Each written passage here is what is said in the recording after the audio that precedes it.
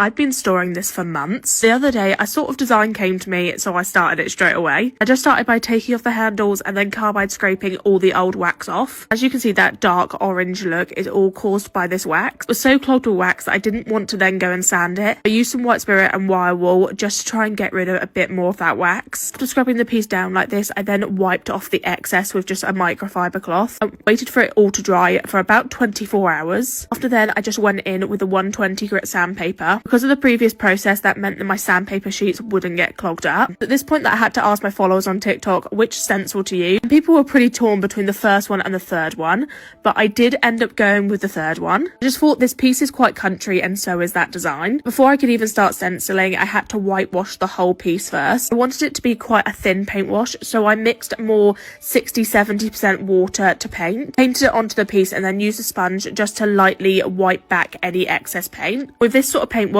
it means that when it dries, you can very clearly still see the style of the wood. That's exactly what I wanted for this piece. When it comes to stenciling, you can use a stencil brush. Instead of painting, I just dabbed the paint on. I also scraped all the excess paint on the brush. Too much paint will go underneath the stencil. Originally, I was just going to stencil the cupboard fronts and the drawer fronts. As I was stenciling, I just wanted to stencil more and more. I ended up doing the skirt trim along the bottom. I also ended up doing the sides too. This colour is Frenchic's Whistle and it is like an off-white. I also used that for the paint wash too. For the handles, I'm going quite simple because this piece is already quite busy. To finish the piece off, I'm using Frenchic's Tough Top Coat. This is a varnish, but it doesn't leave your piece shiny afterwards. I do 2 coats of this, and this gives you all the protection that you're going to need. I did this all over the piece because when you water down paint, built-in top coat doesn't work as well. But after a full day's work, I absolutely love how it came out. Again, it's not for everyone, but what do you think? And follow us for more upcycles.